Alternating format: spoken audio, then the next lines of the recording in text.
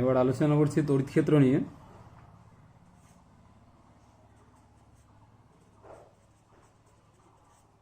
তড়িৎ ক্ষেত্র কি?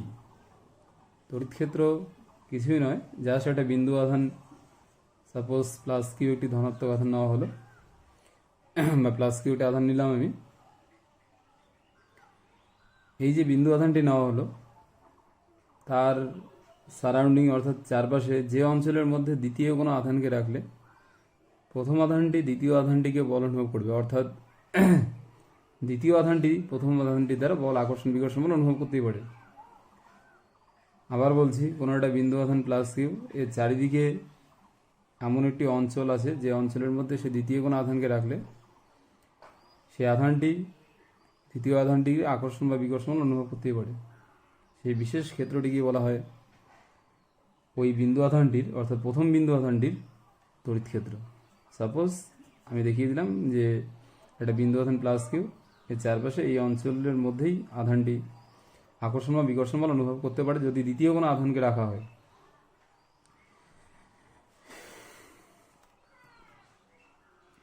হ্যাঁ, তবে খেয়াল করে দেখা উচিত যে কুলম্বের যে সূত্র তাতে আমরা পেয়েছি যে F প্রপোর্শনাল টু 1/r², যে দুটি বিন্দু আধানের মধ্যে ক্রিয়াশীল বল আধানদ্বয়ের মধ্যবর্তী দূরত্বের বর্গের সঙ্গে ব্যস্তানুপাতিক, এবং সেই ক্রিয়াশীল বলটি শূন্য তবেই হবে যদি আর ইনফিনিটি হয়। তাহলে আমি যদি বলি একটা বিন্দু আধান প্লাস কিউ, এর থেকে এই আধানটি থেকে কত দূরত্বে কুলম্বীয় আকর্ষণ ও বিকর্ষণ বলের মান শূন্য, তাহলে বলা উচিত ইনফিনিটি দূরত্ব। অর্থাৎ বিন্দু আধান কিউকে কেন্দ্র করে আমি যদি অসীম দূরত্ব পর্যন্ত একটি ক্ষেত্র কল্পনা করি, তাহলে ওই ক্ষেত্রের প্রত্যেকটা বিন্দুতেই এই আধানটি অর্থাৎ প্লাস কিউ বিন্দু আধানটি দ্বিতীয় আধানকে আকর্ষণ ও বিকর্ষণ অনুভব করতেই পারে। কাজেই বলা যেতে পারে তড়িৎ ক্ষেত্রের বিস্তৃতি অসীম।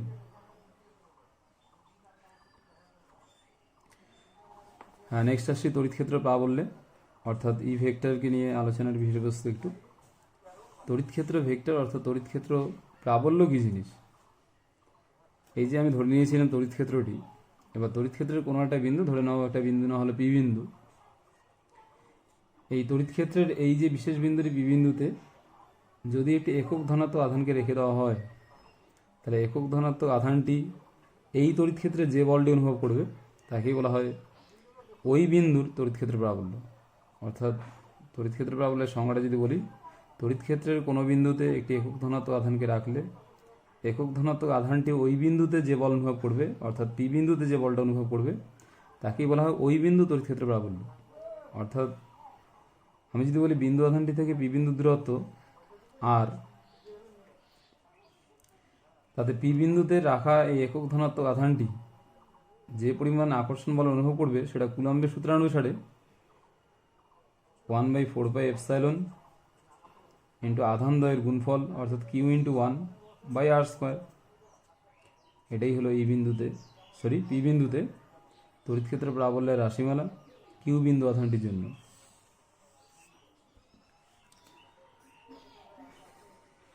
হ্যাঁ, তবে বিষয়টাকে যদি এইভাবে বলি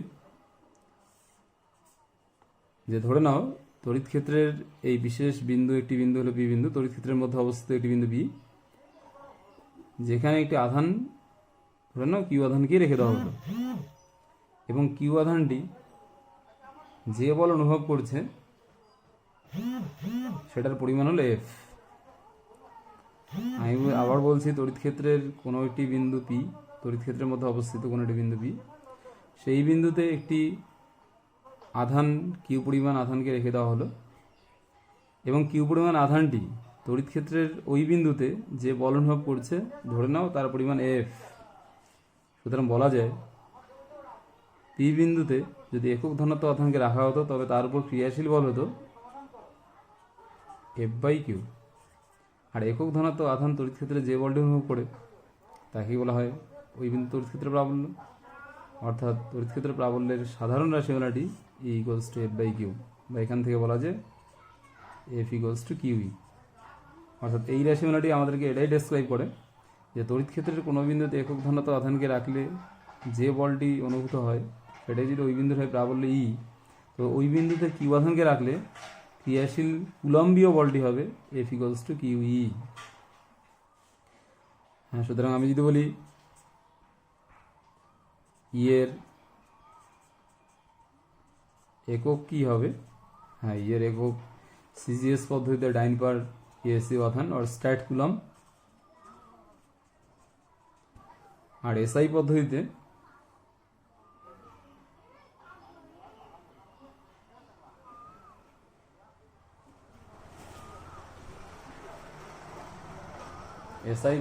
সেটাই দাঁড়াচ্ছে নিউটন পার কুলম।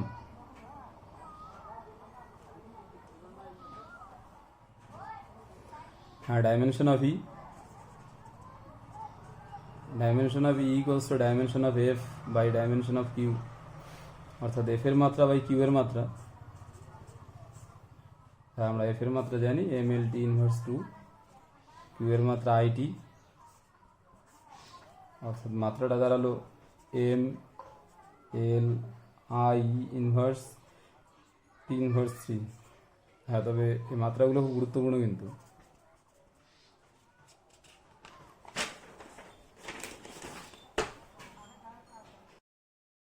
আমাদের আলোচনার নেক্সট বিষয়বস্তু হলো তড়িৎ বলরেখা।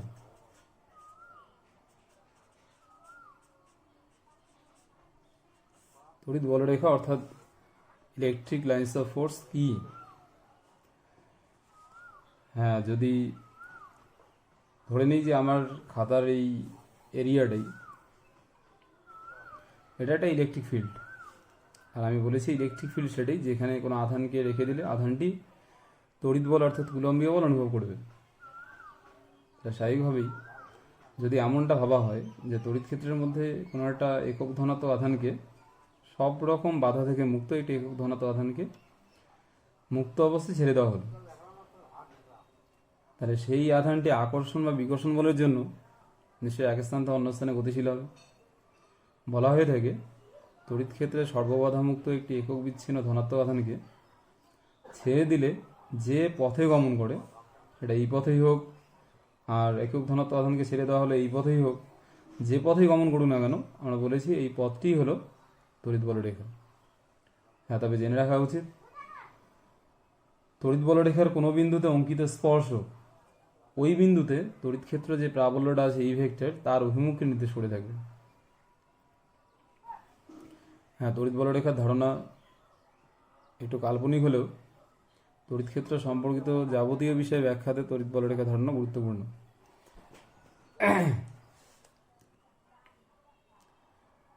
হ্যাঁ, যদি এবার তড়িৎ বলরেখার ধর্মগুলিকে নিয়ে একটু ভাবি, তাহলে বিষয়টা খেয়াল করে দেখো যে ধরে নাও এই একটা ধনাত্মক আধান প্লাস কিউ, ধর্মের নাম্বার 1 বলছি আমি, একটা ধনাত্মক আধান প্লাস কিউ। আমি যদি প্লাস কিউ ধনাত্মক আধানটি তড়িৎ ক্ষেত্রের মধ্যে এটি একক ধনাত্মক আধানকে ছেড়ে দিয়ে একদম সর্ববাধামুক্ত, এবং ধরে নাও এই যে বিন্দু আধানটি নেওয়া হলো প্লাস কিউ, সেই বিন্দু আধানটিও সব রকম আধানের পারিপার্শ্বিক ইলেকট্রিক ফিল্ড থেকে সে মুক্ত অবস্থায় আছে। এরকম একটি আধানের তড়িৎ ক্ষেত্রের মধ্যে যদি একটি একক বিচ্ছিন্ন ধনাত্মক আধানকে ছেড়ে দেওয়া হয়, তাহলে সে সোজাসুজি বিকর্ষণের ফলে দূরে সরে যাবে সরলরৈখিক পথে। বা আমি যদি এখানে ছেড়ে দিই ধনাত্মক আধানটিকে, সে এই পথে বেরিয়ে যাচ্ছে, এখানে ছাড়লে এইদিকে বেরিয়ে যাচ্ছে, এদিকে ছাড়লে এইদিকে বেরিয়ে যাচ্ছে, অর্থাৎ একক ধনাত্মক আধানকে ছাড়লে এই যে পথগুলো বরাবর বেরিয়ে যাচ্ছিল এই পথগুলি হলো বলরেখা। তাই বলা হয়ে থাকে যে তড়িৎ বলরেখা এমন কতগুলো কাল্পনিক রেখা যা ধনাত্মক আধান থেকে নির্গত হয়। ঠিক বিপরীত ক্রমে যদি বলি যে একটা ঋণাত্মক আধান আছে মাইনাস কিউ, এবং তার তড়িৎ ক্ষেত্রের মধ্যে একটি একক ধনাত্মক আধানকে ছেড়ে দেওয়া হলো, সে একক ধনাত্মক আধানটি তার দ্বারা আকর্ষিত হয়ে এই পথে সেই আধানের দিকে ধাবিত হবে, অর্থাৎ এই পথে আসলো বিভিন্ন দিক থেকে এসে ওই বিন্দু আধানটি যেটা ছিল মাইনাস কিউ তার মধ্যে গিয়ে মিলিত হলো।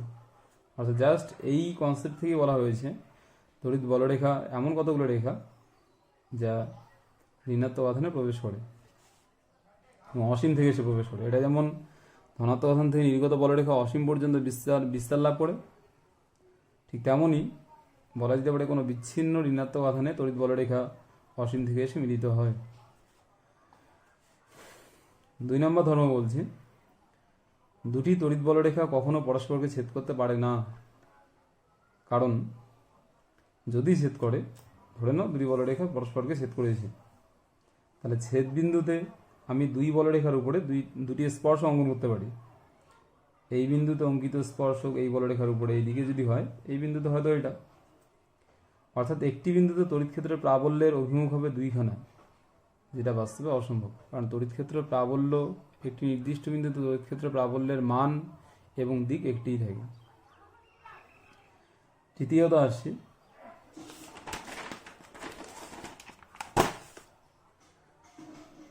যদি এবার এমনটা ধরা হয় যে ধরে নাও একটা ধনাত্মক আধান প্লাস কিউ এবং একটা ঋণাত্মক আধান মাইনাস কিউ, এরা একটা আরেকটা তড়িৎ ক্ষেত্রের মধ্যে অবস্থান করেছে, অর্থাৎ এটা একটা বিচ্ছিন্ন ধনাত্মক আধান, এটা বিচ্ছিন্ন ঋণাত্মক আধান, এমনটা নয়।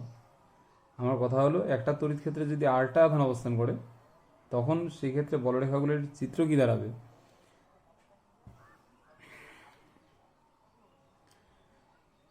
হ্যাঁ, বলরেখাগুলি টান টান স্থিতিস্থাপক সুতার নেয়, তাদের নাকি দৈর্ঘ্য বরাবর সংকুচিত হওয়ার চেষ্টা করে। তাই আমি যদি বলি যে একটা ধনাত্মক আধানের তড়িৎ ক্ষেত্র আর একটা ঋণাত্মক আধানের তড়িৎ ক্ষেত্র, ধনাত্মক আধান এবং ঋণাত্মক আধান উভয় তড়িৎ ক্ষেত্রের মধ্যে অবস্থান করেছে। এই অবস্থায় ধনাত্মক আধান থেকে নির্গত বলরেখা, অর্থাৎ আমি যদি একটা একক ধনাত্মক আধানকে এখানে ছেড়ে দিতাম, তাহলে ধনাত্মক আধানটির দ্বারা বিকর্ষিত হতো এবং ঋণাত্মক আধান দ্বারা আকর্ষিত হতো, অর্থাৎ ধনাত্মক আধানটি একক ধনাত্মক আধানটি এই ধনাত্মক আধান থেকে ধাবিত হয়ে ঋণাত্মক আধানের দিকে ধাবিত হতো।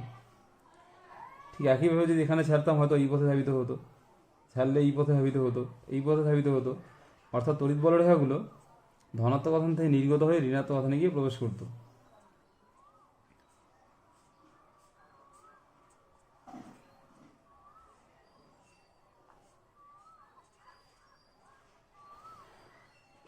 হ্যাঁ, বলা হয়ে থাকে যে তড়িৎ বলরেখাগুলো টান টান স্থিতিস্থাপক সুতার ন্যায় কাজ করে, অর্থাৎ টান টান স্থিতিস্থাপক সুতার ন্যায় তাদের দৈর্ঘ্য বরাবর সংকুচিত হওয়ার চেষ্টা করে।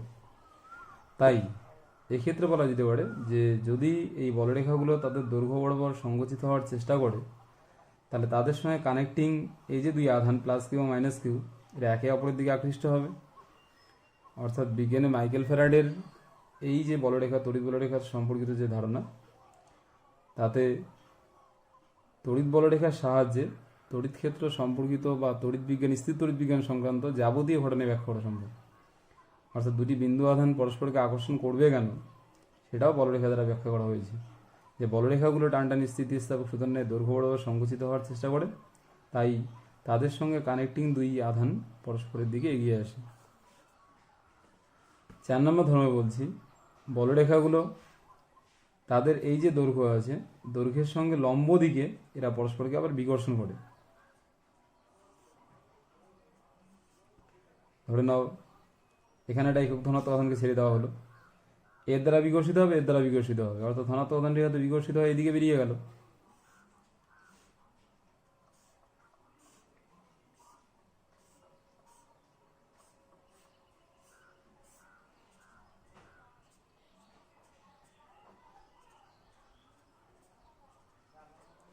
হ্যাঁ, যদি বলরেখাগুলো তাদের দৈর্ঘ্যের সঙ্গে পরস্পর লম্ব দিকে বিকর্ষণ করে, অর্থাৎ এটা যদি বিকর্ষণ হয়, তাতে এই বলরেখাগুলোর সঙ্গে যুক্ত এই যে আধানগুলো, আধান দ্বয় অর্থাৎ প্লাস কিউ, এরা পরস্পর থেকে দূরে সরে যাবে। অর্থাৎ বলরেখার সাহায্যে, বলরেখার এই যে ধর্মের সাহায্যে দৈর্ঘ্যের সঙ্গে পরস্পরকে লম্ব দিকে বিকর্ষণ করে, এই ধর্মের ভিত্তিতেই দুটি সমধর্মী আধানের মধ্যে যে পারস্পরিক বিকর্ষণ, সেই ঘটনাটিও ব্যাখ্যা করা সম্ভব।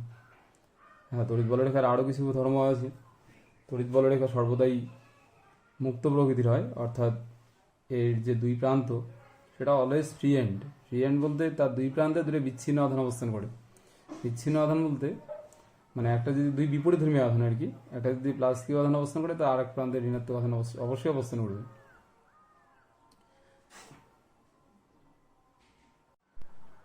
হ্যাঁ, নেক্সট আলোচনা আসছি তড়িৎ দ্বিমেরু অর্থাৎ ইলেকট্রিক ডাইপোল।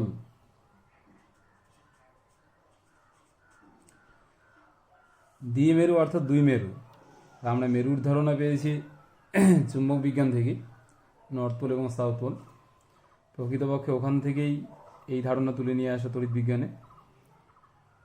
হ্যাঁ, সাধারণত চুম্বক দ্বিমেরুর ক্ষেত্রে, অর্থাৎ কোনো একটা দণ্ড চুম্বকের ক্ষেত্রে তার দুই প্রান্তে সমমানের কিন্তু বিপরীতধর্মী দুই মেরু অবস্থান করে, দুই মেরু শক্তির মেরু অবস্থান করে। হ্যাঁ, ওই দুই মেরুর সম্মিলিত সংস্থাটিকেই যদি আমরা একসঙ্গে বলি একটি চুম্বক দ্বিমেরু, ঠিক তেমনই তড়িৎ বিজ্ঞানেও অবস্থান করে দুই ধরনের তড়িৎ আধান, বা থাকতে পারে দুই ধরনের তড়িৎ আধান। হ্যাঁ, চুম্বক বিজ্ঞানে যেমন দুই মেরু আছে, ওরা পরস্পরকে আকর্ষণ করে, তড়িৎ বিজ্ঞানও ঠিক তেমনই দুই ধরনের আধান আছে যারা পরস্পরকে আকর্ষণ করতেই পারে, বিপরীতধর্মী আধান। হ্যাঁ, চুম্বক দ্বিমেরু সেন্স থেকে যদি এবার তড়িৎ ক্ষেত্রে আমরা ভাবি এমন যে দুটি সমপরিমাণ আধান নেওয়া হলো, কিউ এবং কিউ, দুইটাই নেওয়া হলো কিউ, কিন্তু দুটি বিপরীতধর্মী আধান, একটা প্লাস কিউ, একটা মাইনাস কিউ। এবং যদি এই দুইটি বিন্দু আধানের মধ্যে কিছুটা ক্ষুদ্র দূরত্বের ব্যবধান থাকে, ধরে নাও দুইটি বিন্দু আধান প্লাস কিউ ও মাইনাস কিউ, তাদের মধ্যবর্তী দূরত্ব 2L। হ্যাঁ, এখানে 2L অতি নগণ্য একটি দূরত্ব। তাহলে এই যে ধারণাটি, এরকম যদি কোনো একটা তড়িৎ সংস্থা তৈরি হয় যে যেখানে দুটি সমপরিমাণ আধান থাকবে কিন্তু বিপরীতধর্মী এবং ক্ষুদ্র দূরত্বের ব্যবধানে অবস্থান করবে, তবে এই তড়িৎ সংস্থাটিকেই বলা হয়েছে তড়িৎ দ্বিমেরু। জাস্ট সেন্সটা চুম্বক বিজ্ঞান থেকে নিয়ে আসা। তড়িৎ দ্বিমেরু ভ্রামক। হ্যাঁ, দ্বিমেরু ভ্রামক জিনিসটা কি, কোত্থেকে এই কথার উৎপত্তি, কীভাবে আসবে এটা পরে বলছি, কিন্তু তড়িৎ দ্বিমেরু ভ্রামক জিনিসটা কি, সেটাকে কী করে পরিমাপ করা হয় এটা একটু দেখে নিই। হ্যাঁ, তড়িৎ দ্বিমেরু ভ্রামককে আমরা পি দিয়ে লিখি। বলা হয়েছে দ্বিমেরুর, এই যে দ্বিমেরুর plus Q comma minus Q একটি দ্বিমেরু, দ্বিমেরুকে সংক্ষেপে এইভাবে লেখা হয়ে থাকে, যখন ভাষায় প্রকাশ করছি। হ্যাঁ, বলছি plus Q comma minus Q, এই যে দ্বিমেরু সংস্থাটি বা দ্বিমেরু সংস্থাটির যে কোনো একটি আধানের মান, জাস্ট মান, পরম মান, এবং আধানদ্বয়ের মধ্যবর্তী যে দূরত্ব 2L, তার গুণফল যে রাশিমালাটি বা রাশিটি, তাকে বলা হয়েছে দ্বিমেরু ভ্রামক। বাস্তবে এটা দ্বিমেরু ভ্রামকের সংজ্ঞা বলা ঠিক নয়, এখান থেকে দ্বিমেরু ভ্রামকের সংজ্ঞা বলা ঠিক নয়, বরং এটা বলা উচিত দ্বিমেরু ভ্রামক রাশিটির পরিমাপগত যে সূত্রটি, পরিমাপগত যে সংজ্ঞাটি, সেটা এখান থেকে বলা হয়েছে 2QL। হ্যাঁ, অবশ্যই দ্বিমেরু ভ্রামক একটি ভেক্টর রাশি যার দিক সর্বদাই ভাবা হয় মাইনাস কিউ আধান থেকে প্লাস কিউ আধানের দিকে। অর্থাৎ আমি যদি দ্বিমেরু সংস্থাটির নাম দিই এবি, তবে এর দিক এবি ভেক্টর বরাবর।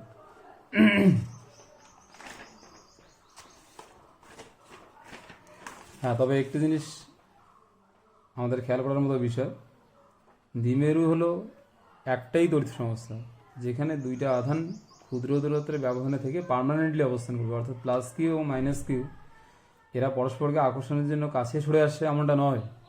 প্লাস কিউ এবং মাইনাস কিউ দুটি বিন্দু আধান পৃথকভাবেই থাকবে 2L দূরত্বের ব্যবধানে, এবং এটি একটা পার্মানেন্ট তড়িৎ সংস্থা। জাস্ট এখান থেকেই যদি আমরা পরমাণুবিদ্যাতে একটু আসি, আমরা জানি প্রত্যেক পরমাণু নিস্তড়িত কণা আর কি। অর্থাৎ পরমাণুতে ধনাত্মক আধান ঋণাত্মক আধানের পরিমাণ সমপরিমাণেই থাকে। তাহলে পরমাণু কি তড়িৎ দ্বিমেরু? হ্যাঁ, পরমাণু তড়িৎ দ্বিমেরু তখনই হতে পারে যদি পরমাণুটির প্লাস কিউ আধান অর্থাৎ প্রোটনের যে চার্জ এবং মাইনাস কিউ আধানের ডিস্ট্রিবিউশন সেন্টারটা, অর্থাৎ আমাদের যেমন ভরের ক্ষেত্রে, বস্তুর ভরের ক্ষেত্রে ভর কেন্দ্রের যে কনসেপ্ট, যে সমগ্র ভর একটি বিন্দুতে কেন্দ্রীভূত থাকে, চার্জের ক্ষেত্রেও ঠিক তেমনই ভাবা যেতে পারে যে একটা বস্তুর মধ্যে কী পরিমাণ চার্জ আছে তার ডিস্ট্রিবিউশন সেন্টার বা বন্টন কেন্দ্র বলে একটা কথা হয়ে থাকে। সেই ধনাত্মক আধানের বন্টন কেন্দ্র আর ঋণাত্মক আধানের বন্টন কেন্দ্র যদি পৃথকভাবে থাকে, তবেই সেই বিশেষ অণু, পরমাণু এরা তড়িৎ দ্বিমেরু হতে পারে। আদারওয়াইজ আমরা তড়িৎ দ্বিমেরু বলতে পারি না। যদি ধনাত্মক আধান আর ঋণাত্মক আধানের বন্টন কেন্দ্র একটাই হয়, অর্থাৎ plus Q R minus Q যদি একসঙ্গে অবস্থান করে, তখন সেটা তড়িৎদ্বিমেরু নয়। তড়িৎদ্বিমেরু হতে হলে প্লাস কিউ এবং মাইনাস কিউ পৃথকভাবে থাকতে হবে। হ্যাঁ, তবে তড়িৎদ্বিমেরুর কনসেপ্ট মূলত অণু-পরমাণুর ক্ষেত্রে অ্যাপ্লিকেবল।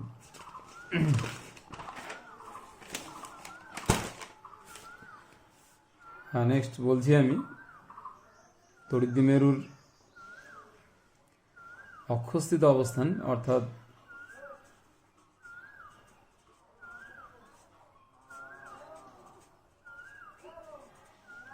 অক্ষস্থিত অবস্থান বা এ অবস্থান। এ অবস্থান মিন্স অ্যাক্সিয়াল পজিশন। অ্যাক্সিয়াল বলতে অক্ষস্থিত অবস্থানটাকেই বলছি, বা এটার আরেকটা নাম আছে প্রান্ত অবস্থান।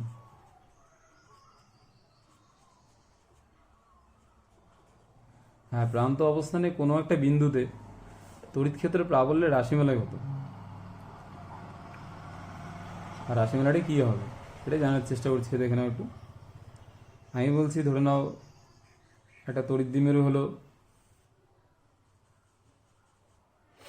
এবি, একটি তড়িৎদ্বিমেরু যার এ বিন্দুতে আছে মাইনাস কিউ চার্জ, বি বিন্দুতে আছে প্লাস কিউ চার্জ। হ্যাঁ, দ্বিমেরুটির কার্যকর দৈর্ঘ্য 12। আমার কথা এখানে যে এই যে তড়িৎদ্বিমেরুটি আছে তার অক্ষ বলতে এই যে আধানদ্বয় সংযোগকারী যে সরলরেখাটি, এই সরলরেখাটি তার অক্ষ। সেটা বর্ধিত হতে পারে।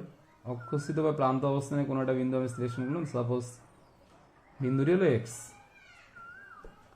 আমাকে এক্স বিন্দুতে তড়িৎ ক্ষেত্রের প্রাবল্য নির্ণয় করতে হবে। আর তড়িৎ ক্ষেত্রের প্রাবল্যের সংজ্ঞা অনুসারে তড়িৎ ক্ষেত্রের কোনো বিন্দুতে একটি একক ধনাত্মক আধানকে রাখলে একক ধনাত্মক আধানটি যে বল অনুভব করবে সেটাই তড়িৎ ক্ষেত্রের প্রাবল্য।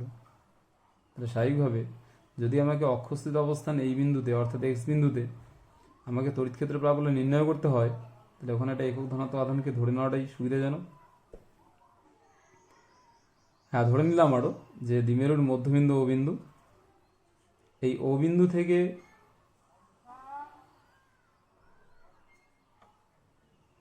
এক্স বিন্দুর দূরত্ব এটা হলো আর। অর্থাৎ আমার কথা এখানে দ্বিমেরুটির মধ্যবিন্দু ও থেকে আর দূরত্ব অবস্থিত কোনো একটা বিন্দু এক্স, সেখানে প্রাবল্য নির্ণয় করতে হবে। হ্যাঁ, যদি এ বি এর কার্যকর দৈর্ঘ্য হয় 12, তার মানে এও, ও এ বা এও আর ও বি এল। অর্থাৎ এখানে বলাই যেতে পারে যে বি থেকে এক্স এই যে দূরত্ব এটা হবে আর মাইনাস এল, আর এ থেকে এক্স এই যে দূরত্ব এটা হবে আর প্লাস এল। এটা আর প্লাস এল, এটা আর মাইনাস এল।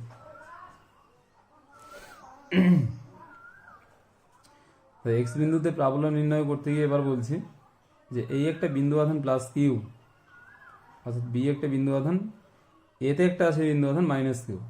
যদি বলি একটা বিন্দু আধান প্লাস কিউ, তার থেকে আর দূরত্বে কোনো একটা বিন্দুতে প্রাবল্য কত, তবে আমি পূর্বে বের করে দিয়েছিলাম যে একটা বিন্দু আধান যদি প্লাস কিউ হয়, একটা বিন্দু আধান প্লাস কিউ, তার থেকে আর দূরত্বে কোনো একটা বিন্দুতে প্রাবল্যের রাশিমালা হয় 1/4πε into Q by R square, just কুলম্বের সূত্র থেকে, কিউ ইন্টু 1/r স্কোয়ার। তাহলে এখানে আমি বলতে পারি যে এখানে যে প্লাস কিউ বিন্দু আধানটি আছে, প্লাস কিউ বিন্দু আধানটির জন্য এক্স বিন্দুতে প্রাবল্য যদি কথার কথা হয় E1, সেটা হবে কুলম্বের সূত্রানুসারে 1/4πε0/ε, যে কোনো মাধ্যম হলে এপসাইলন, শূন্য মাধ্যম হলে এপসাইলন নট, ইন্টু আধানদ্বয়ের গুণফল কিউ ইন্টু 1 বাই পি থেকে ওই বিন্দু দূরত্বের স্কোয়ার, অর্থাৎ আর মাইনাস এল তার হোল স্কোয়ার।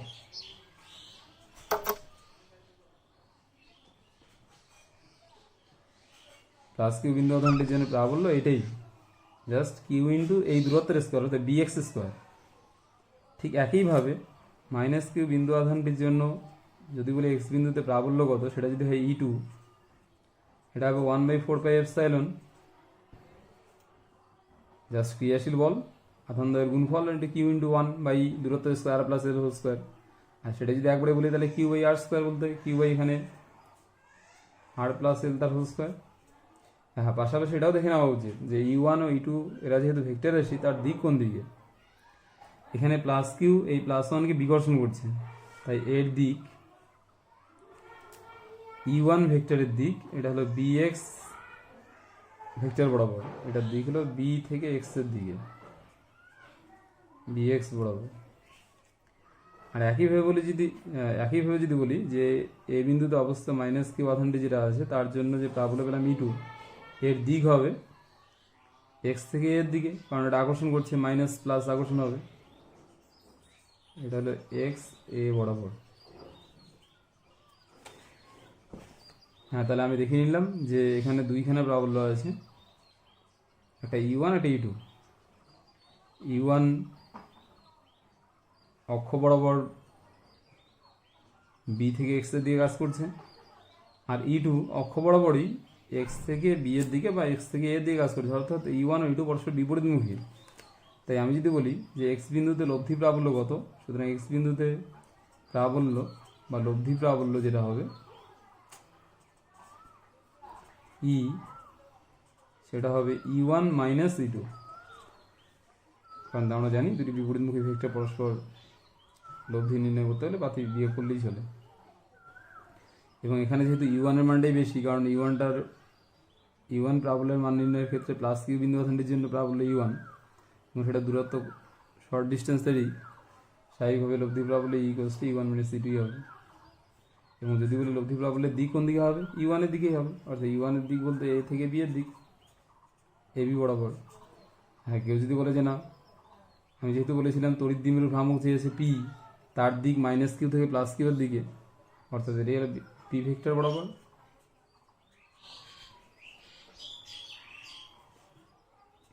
হ্যাঁ, E1 মাইনাস E2 ক্যালকুলেশন করলে আমরা যেটা পাই, তাতে কিউ বাই 4πε কমন গিয়ে দাঁড়ায় 1/r মাইনাস এল তার whole square minus 1/r plus L তার হোল স্কোয়ার। এটাই ক্যালকুলেশন করে আমরা পাচ্ছি Q by 4πε into R square minus L square তার হোল স্কোয়ার, উপর হবে A plus B whole square minus A minus B whole square, অর্থাৎ 4ab 4rl। জাস্ট এখান থেকে ক্যালকুলেশন করে দেখি, ই সমান সমান এখানকার 2ql নিয়ে হবে পি, অর্থাৎ দাঁড়াবে হলো 1/4πε into 2pr divided by R square minus L square তার হোল স্কোয়ার। জাস্ট এখানে একটা স্পেশাল কেস ইউজ করা যেতে পারে, যদি দ্বিমেরুর কার্যকর দৈর্ঘ্য 2l, এটা যেহেতু একটা নগণ্য দূরত্ব, তাই বলা যেতে পারে আর এর মান যদি এল এর তুলনায় বা 2l এর তুলনায় খুবই বেশি হয়, তাহলে সেক্ষেত্রে R very very greater than L হলে ই ইকুয়ালস টু দাঁড়াবে 1/4πε 2p/r3। অবশ্যই খেয়াল রাখতে হবে এর দিক, এই বিশেষ লব্ধি প্রাবল্যের দিক অক্ষস্থিত অবস্থানে যেটা পেলাম, তার দিক মাইনাস কিউ আধান থেকে প্লাস কিউ আধানের দিকে, অর্থাৎ তড়িৎ দ্বিমেরু ভেক্টরটি যেদিকে কাজ করে সেই দিকেই। নেক্সট আলোচনা আসছি তড়িৎ দ্বিমেরুর পার্শ্ব অবস্থান বা বি অবস্থান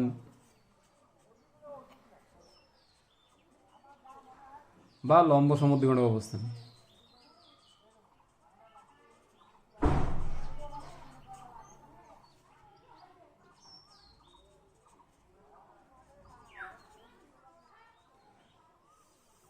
অবস্থানে কোনো একটা বিন্দুতে তড়িৎ ক্ষেত্রের প্রাবল্যের রাশিমালা ঠিক আগেরটার মতোই। যদি বলি আমি একটা বিন্দু নিলাম প্লাস কিউ আর একটা নিলাম মাইনাস কিউ, আচ্ছা এবি একটি তড়িৎ দ্বিমেরু সংস্থা, এতে আছে মাইনাস কিউ আধান, নিলাম বিতে প্লাস কিউ আধান। এর লম্ব সমদ্বিখণ্ডক বলতে এ বি এর মধ্যবিন্দু যদি ও বিন্দু নেই, তাহলে ও বিন্দুতে অঙ্কিত লম্ব, এটি লম্ব সমদ্বিখণ্ডক। ধরে নাও লম্ব সমদ্বিখণ্ডকের উপরিস্থিত কোনো একটি বিন্দু, আবার না হলো এক্স, এবং সেই বিন্দুতে প্রাবল্য নির্ণয় করতে হবে যার দূরত্ব মধ্যবিন্দু থেকে আর। হ্যাঁ, এখানেও বলছি যে কার্যকর দৈর্ঘ্য 12 এবং যদি দ্বিমেরু সংস্থারই হয় -q, +q, তাহলে অবশ্যই এখানে ভ্রামক হলো p = 2ql। একইভাবে +q বিন্দু আধানটির জন্য x বিন্দুতে প্রাবল্য, আমি বলতেই পারি এখানে একটা একক ধনাত্মক আধানকে ধরে নিয়ে তুমি কুলম্বীয় বল বের করে না তাহলেই হলো, অথবা একবারে মনে রাখলেই হলো যে একটা বিন্দু আধান কিউ, তার থেকে r দূরত্বে প্রাবল্য হয় q/r²। একটা বিন্দু আধান কিউ, তার থেকে এই যে বিন্দুতে অর্থাৎ বি থেকে এক্স এর যে দূরত্ব, এই দূরত্ব যদি হয় bx, তাহলে আমি বলতেই পারি এই বিন্দু আধানটির জন্য এক্স বিন্দুতে প্রাবল্য হবে q/bx তার স্কোয়ার। অর্থাৎ বি এর জন্য প্রাবল্য, অর্থাৎ আমি বলছি +q আধানটির জন্য এক্স বিন্দুতে প্রাবল্য, অবশ্যই তড়িৎ প্রাবল্য, তড়িৎ ক্ষেত্র প্রাবল্য যদি হয় E1, তবে E1 = 1/4πε q/bx তার স্কোয়ার। হ্যাঁ, যদি এটা হয় এল, তাহলে অবশ্যই বলা যায় bx বলতে √r² + l², তাহলে দাঁড়াচ্ছে bx তার স্কোয়ার মানে r² + l²। এটার দিক যদি খেয়াল করি তাহলে bx বরাবর, কারণ বিকর্ষণ করবে এখানে +1 আধানকে আমাকে ভাবতেই হচ্ছে, +1 +q-কে +1কে +কে বিকর্ষণ করছে, তাই বি থেকে এক্স এর দিকে এটাই হবে তোমার E1 ভেক্টরের দিক।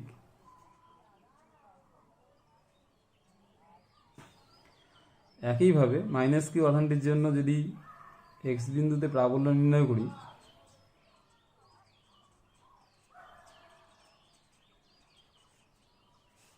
সেটা হবে E2 = 1/4πε q। হ্যাঁ, এখানে -q হচ্ছে যে +1কে -q আকর্ষণ করছে, কিন্তু আমাদের +q এর জন্য r দূরত্বে প্রাবল্য যদি হয় q/r², -q আধানের জন্য r দূরত্বে প্রাবল্য q/r²ই, জাস্ট প্লাস বা মাইনাস শুধু দিকটাকে ই প্রাবল্যের দিকটাকে ঠিক করতে সাহায্য করবে। 1/4πε q বাই, ক্যালকুলেট করে দেখো, -q বিন্দু আধান থেকে এটাও যদি দূরত্ব হয় ax, তাহলে এর থেকে -q আধানটির জন্য x বিন্দুতে প্রাবল্য হবে q/ax তার স্কোয়ার, আর x বলতে তার দূরত্ব সেম হবে √r² + l², অর্থাৎ q/r² + l²। এটা হলো E2, যার দিক xa ভেক্টর বরাবর, এটা হবে E2।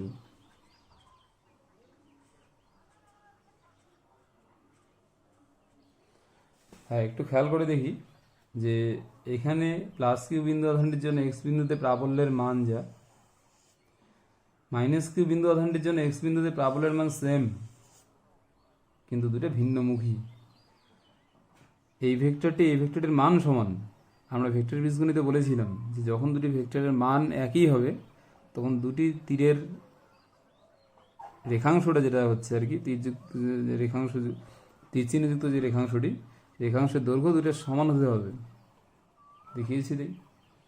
তা স্বাভাবিকভাবেই এক্স বিন্দুতে লব্ধি প্রাবল্য নির্ণয় করার ক্ষেত্রে ভেক্টর বীজগণিত প্রয়োগ করো।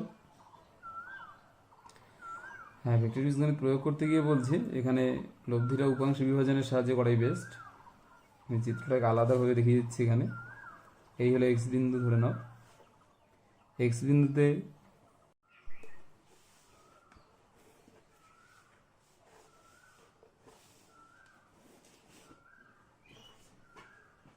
আমি জাস্ট এই পার্টটাকে তুলে নিয়ে আসছি এখানে।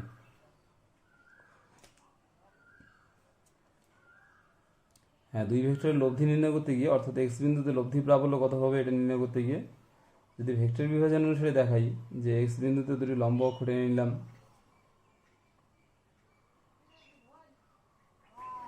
এবং চিত্রানুযায়ী এখানে খেয়াল করে দেখো যে এখানে যদি লম্ব অক্ষ টেনে নেই, এই বিশেষ কোণটি আর এই বিশেষ কোণটি অনুরূপণ, যদি এই কোণটিকে আমি থিটা হিসেবে ধরি, তাহলে এই কোণটাও এখানে থিটা। একইভাবে যেহেতু এই ত্রিভুজটি সমদ্বিবাহু ত্রিভুজ, কারণ এই বাহুটি সমান, তাই এই কোণটি থিটা হলে এই কোণটি থিটা, আর এই কোণটি থিটা হলে একান্তর কোণ হিসেবে নিচের কোণটাও থিটা হবে, অর্থাৎ এটা হবে থিটা, এটাও হবে থিটা। তাই E1 এর একটি উপাংশ ভেক্টর এটা দাঁড়াবে E1 sin থিটা, এটা দাঁড়াবে E1 cos থিটা। একইভাবে E2 এর একটি উপাংশ এই বরাবরই আসছে, একটি উপাংশ এই বরাবর আসছে, এটা E2 sign,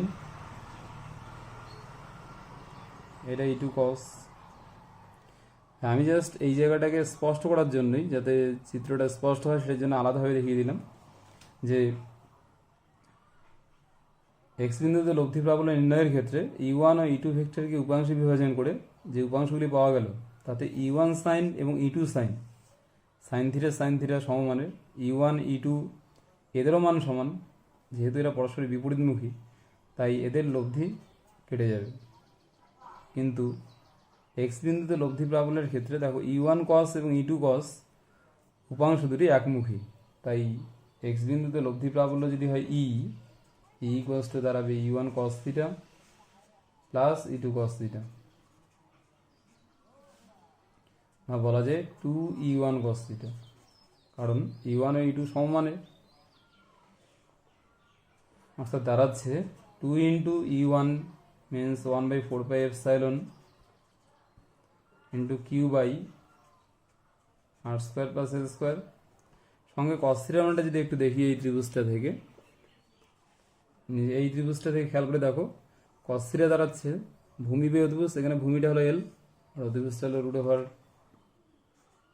L by root over R square plus L square, অর্থাৎ দাঁড়াচ্ছে 2QL মানে পি, অর্থাৎ 1/4 pi epsilon into P divided by R square plus L square whole to the power 3/2। হ্যাঁ, এবং যদি এই লব্ধি ভেক্টরটির দিক একটু খেয়াল করে দেখি, এখানে লব্ধি ভেক্টরটির দিক হবে জাস্ট এই যে অক্ষটা আছে এক্স অক্ষ দেখানো হয়েছিল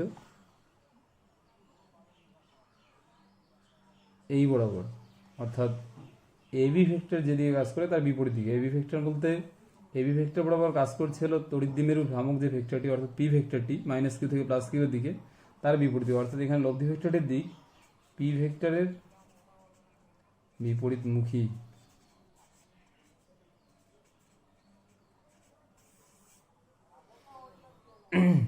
হ্যাঁ, স্পেশাল কেস তো বুঝতেই পারা যায়, যদি R very very greater than L হয় তাহলে এটা দাঁড়াবে পি বাই আর কিউ।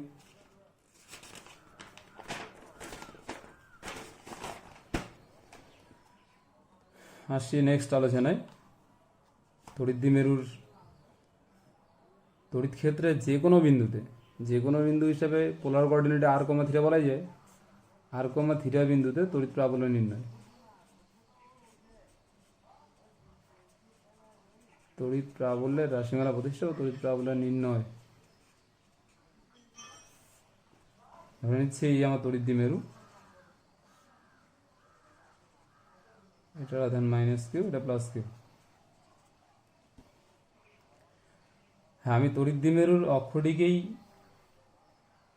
মেরু অক্ষ হিসেবে নিয়ে আর মধ্যবিন্দুটিকে মূলবিন্দু হিসেবে মেরুবিন্দু হিসেবে নিয়ে যদি আর দূরত্বে যে কোনো একটা বিন্দু নিলাম, না লম্ব সমদ্বিখণ্ডক না অক্ষস্থিত, যে কোনো একটা বিন্দু না হলো এক্স,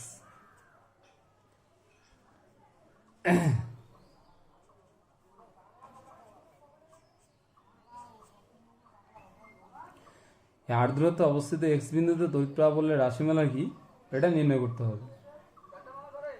হ্যাঁ, নির্ণয় করতে গিয়ে আমি যদি এইভাবে ব্যাখ্যা করি যে আমি যে তড়িৎ দ্বিমেরুটি নিলাম এবি একটি তড়িৎ দ্বিমেরু প্লাস কিউ মাইনাস কিউ, যার কার্যকর দৈর্ঘ্য 2L, অর্থাৎ দ্বিমেরু ভ্রামক পি ইকুয়ালস টু দাঁড়ালো 2QL। এটা হলো প্রদত্ত দ্বিমেরু ভ্রামক। এই দ্বিমেরুটির জন্য তার তড়িৎ ক্ষেত্রে কোনো একটি বিন্দু এক্স, যেটা যে কোনো বিন্দু, এটা হতে পারে আর কমা থিটা, অর্থাৎ পোলার কোঅর্ডিনেট সিস্টেমে এটা যদি মেরু অক্ষ হয়, এটা যদি মেরুবিন্দু হয়, তাহলে মেরুবিন্দু থেকে আর দূরত্বে অবস্থিত এই বিন্দুটি হলো এক্স, এবং এই কোণটা যদি থিটা হয় তবে এটা আর কমা থিটা। হ্যাঁ, এখানে বিশেষ দ্বিমেরুটির ভ্রামক পি, যার দিক মাইনাস কিউ থেকে প্লাস কিউর দিকে।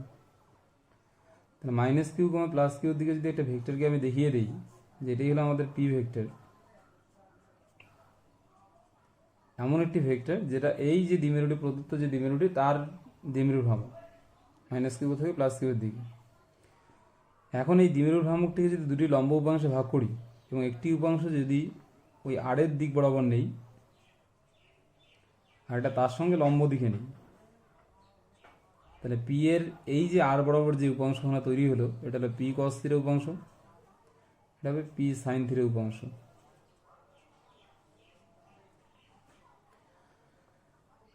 অর্থাৎ বলা যেতে পারে যে দ্বিমেরু ভ্রামক ভেক্টরটির বিভাজিত যে উপাংশ দুইখানা তারাও দ্বিমেরু ভ্রামক, আর দ্বিমেরু ভ্রামক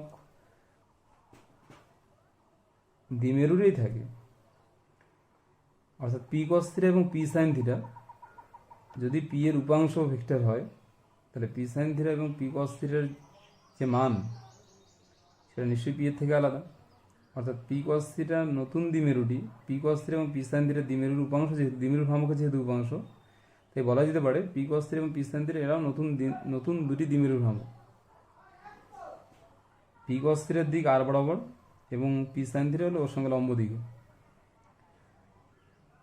হ্যাঁ, স্বাভাবিকভাবে বলা যেতে পারে যে এই যে পি কস থিটা যে নতুন দ্বিমেরুটি পাওয়া গেল, এক্স বিন্দুটি সেই পি কস থিটা দ্বিমেরুটির অর্থাৎ দ্বিমেরু ভ্রামক সম্পন্ন দ্বিমেরুটির অক্ষস্থিত বিন্দু এবং পি সাইন থিটার লম্ব সমদ্বিখণ্ড অবস্থানে থাকা বিন্দু।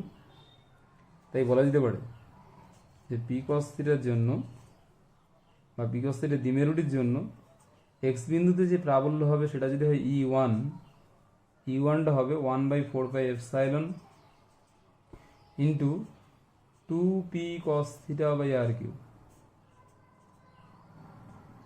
পূর্বের যেটা অক্ষস্থিত অবস্থানে তড়িৎ ক্ষেত্রের প্রাবল্য আমি নির্ণয় করেছিলাম দ্বিমেরুর ক্ষেত্রে, ওটা স্পেশাল কেসটা দেখে নেবে। ছিল পি দ্বিমেরু ভ্রামক সম্পন্ন দ্বিমেরুটির অক্ষস্থিত অবস্থানে প্রাবল্য হয় 2p/r³ যদি R very very greater than L হয়। আর বাস্তবে যে কোনো তড়িৎ দ্বিমেরুর ক্ষেত্রে R very very greater than এলই হয়ে থাকে। তো এখানে 2p cos θ/r³ হবে, যেহেতু পি cos θ দ্বিমেরুটির অক্ষস্থিত অবস্থানে বিন্দুটি হলো এক্স। একইভাবে পি সাইন থিটা যে দ্বিমেরুটি আছে তার লম্ব সমদ্বিখণ্ডক অবস্থানে আছে এক্স বিন্দুটি। তাহলে বলা যেতে পারে পি সাইন থিটা দ্বিমেরুটির জন্য এক্স বিন্দুতে প্রাবল্য E2 1/4πε into P sine theta by আর3। কারণ আমরা দেখেছি এটাও যে বি অবস্থান অর্থাৎ লম্ব সমদ্বিখণ্ডক অবস্থানে প্রাবল্যের যে রাশিমালাটি হয় সেটা p/r³ হয়। সঙ্গে 1/4πε অপশনাল কেস, এটা থাকবেই, ওটা ধ্রুবক। যেহেতু পি সাইন থিটা লম্ব সমদ্বিখণ্ডক অবস্থানে এক্স বিন্দুতে অবস্থিত, তাই এখানে পি সাইন θ/r³। হ্যাঁ, এটাও খেয়াল করেছিলাম যে অক্ষস্থিত অবস্থানে তড়িৎ ক্ষেত্রের প্রাবল্য যা হয় সেটা তড়িৎ দ্বিমেরুর ভ্রামক ভেক্টরটি যেদিকে কাজ করে লব্ধি প্রাবল্য ভেক্টরটি সেদিকে থাকে। অর্থাৎ পি কস থিটার দিক আর E1 ভেক্টরের দিক একই দিক, এটা E1 ভেক্টরের দিক। একইভাবে আমি বলছি E2 যে ভেক্টরটি আছে অর্থাৎ এটা লম্ব সমদ্বিখণ্ডক অবস্থানের প্রাবল্য কোন দ্বিমেরুটি, পি সাইন থিটা যে দ্বিমেরুটি আছে তার লম্ব সমদ্বিখণ্ডক অবস্থানের প্রাবল্যের রাশিমালা। আর লম্ব সমদ্বিখণ্ডক অবস্থানের প্রাবল্যের যে দিক সেটা তড়িৎ দ্বিমেরুর ভ্রামকটি যেদিকে কাজ করে, দ্বিমেরুর ভ্রামকটি যেদিকে কাজ করছে তড়িৎ ক্ষেত্রের প্রাবল্য ঠিক তার অপোজিট ডিরেকশনে কাজ করে। অর্থাৎ E2 ভেক্টরের দিক হবে এইটা, একদম অপোজিট ডিরেকশন, এইটার অপোজিট ডিরেকশন, এটা E2 ভেক্টরের দিক। হ্যাঁ, এখানে E1 আর E2 পরস্পর লম্বভাবে অবস্থিত, কারণ পি cos θ পি সাইন θ লম্বভাবে অবস্থিত, তাই এদের লব্ধি নির্ণয় খুবই সহজ। অর্থাৎ এক্স বিন্দুতে লব্ধি প্রাবল্য যদি হয় E দাঁড়াবে √E1² + E2², ভেক্টর বীজগণিত ক্লাস 11। অর্থাৎ দাঁড়াচ্ছে, এটা স্কোয়ার করে দেখো 1/4πε p/r³ এগুলো সব স্কোয়ার কমন গিয়ে বাইরে গিয়ে দাঁড়াচ্ছে ওইটাই 1/4πε p/r³।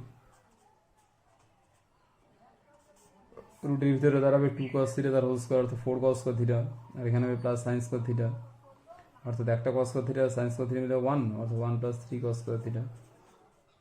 এই হলো লব্ধি প্রাবল্যের দিক। লব্ধি প্রাবল্যের মান আর দিকটা যদি দেখে নাও তাহলে আর কি আয়তক্ষেত্র বানিয়ে নিয়ে দেখে নিতে পারো লব্ধি প্রাবল্যের দিক এটাই দাঁড়াবে।